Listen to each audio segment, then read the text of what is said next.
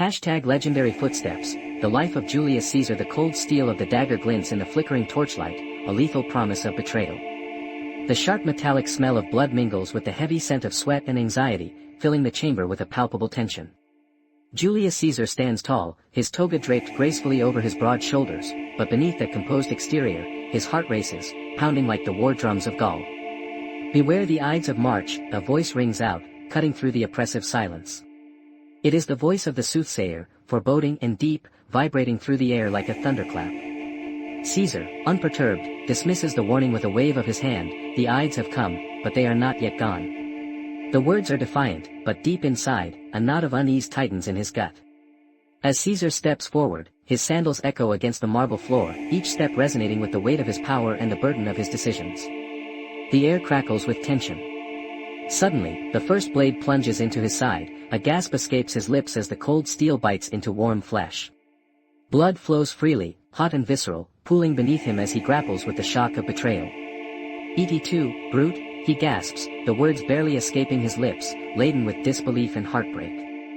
In his final moments, the pungent odor of blood and betrayal permeates the air, forever marking the transition of the Roman Republic into an empire born from the ashes of ambition and treachery. Section 2, the context and trauma. In the heart of Rome, a young Julius Caesar emerges amidst adversity. Born on July 12, 100 BC, into the patrician class, his life begins with privilege but quickly becomes a narrative of struggle. His father, also named Gaius Julius Caesar, dies when Julius is just 16, leaving a chasm of loss that shapes his early years. The burdens of family and societal expectations press heavily upon young Caesar's shoulders. The sharp cries of street children competing for attention remind him of his isolation. Despite his lineage, he feels the sting of vulnerability. The whispers of those who doubt his worth as the son of a broken household follow him like a shadow. It is said that his mother, Aurelia, often consoled him, "Strength comes from within, my son. You must forge your path."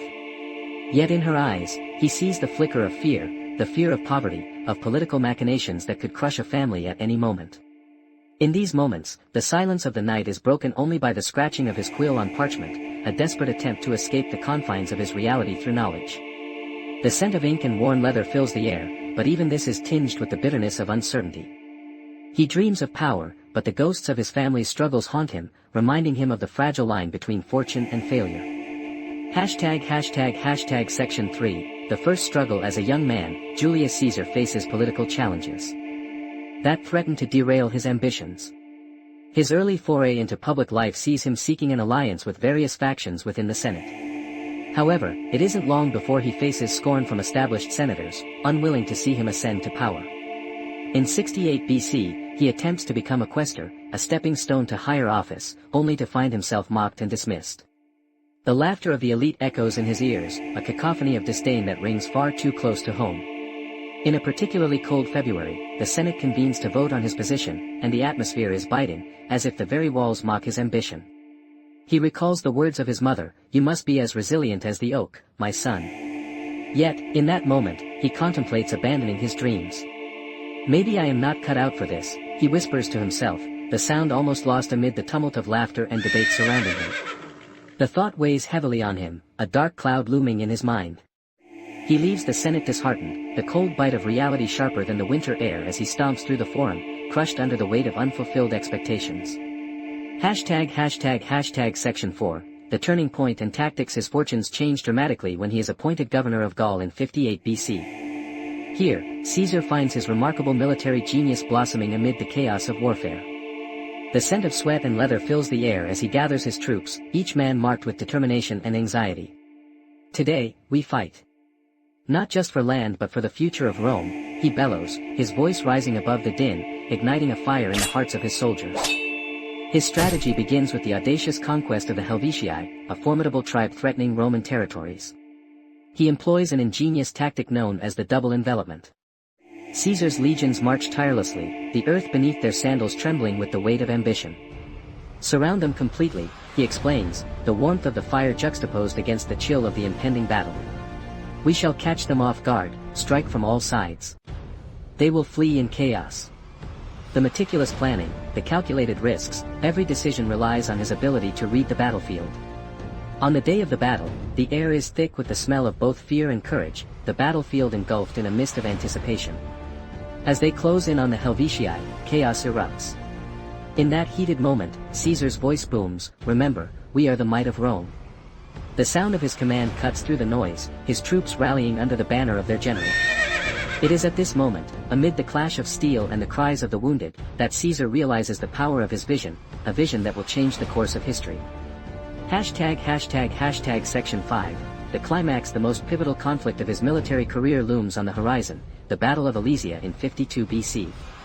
The air is thick with the scent of damp earth and impending rain, a foreboding backdrop to a clash that will define his legacy. As Caesar approaches the fortifications, a swirl of uncertainty grips him. His troops are weary, the weight of previous battles etched on their faces. However, the determination in their eyes burns bright, a flickering flame ready to ignite. "Stand firm," Caesar commands. "Today, we write our name into the annals of history." The sound of his voice carries over the hills, a rallying cry that echoes into the hearts of his soldiers. In a masterstroke of strategy, he orders a double line of fortifications, enclosing both the enemy and his own men. The tension in the air is electric, the smell of anxiety palpable as the Gauls charge, desperate and furious. The battle rages, the cries of the fallen mingling with the desperate shouts of soldiers. Yet, amid the chaos, Caesar remains a figure of focus and resolve. "Hold the line," he bellows, his voice a beacon in the storm of war. As the dust settles, the sight is grim, the ground is littered with the fallen, the air heavy with the metallic tang of blood. Caesar's heart aches, not just for his enemies but for the costs of his ambition, yet he knows this victory will reshape the destiny of Rome. Section 6. The betrayal/downfall. Success comes at a deadly price. As Caesar's power grows, so does the resentment among the Senate. His once loyal allies, men like Cassius and Brutus, find themselves torn between loyalty to Rome and envy of Caesar's imperial ambitions. In hushed tones, Cassius says, "He must be stopped, he aims to be a king, and that is an affront to the Republic." The words hang heavy in the air, a sinister melody of betrayal. One fateful night, while preparing for a festival, Caesar is warned by a close confidant. "Beware, Gaius. They plot your demise." But his confidence blinds him.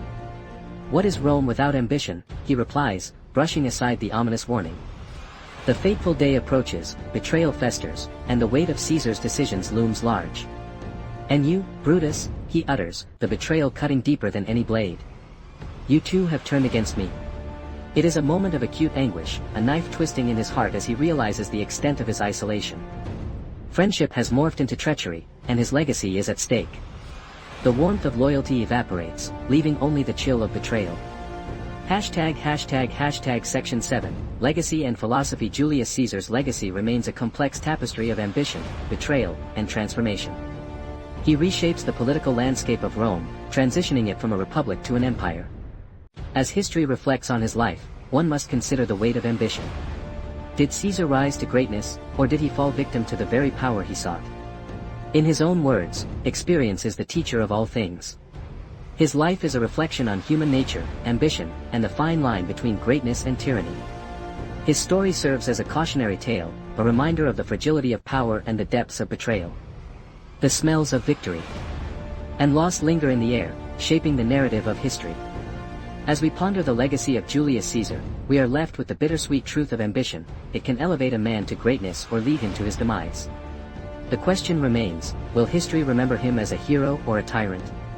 In the end, Caesar's life is not just about conquest, it is a profound exploration of what it means to wield power, to navigate the treacherous waters of loyalty and betrayal, and ultimately, to confront the depths of the human spirit. His legacy, like the ruins of Rome, stands as a testament to the complexity of ambition.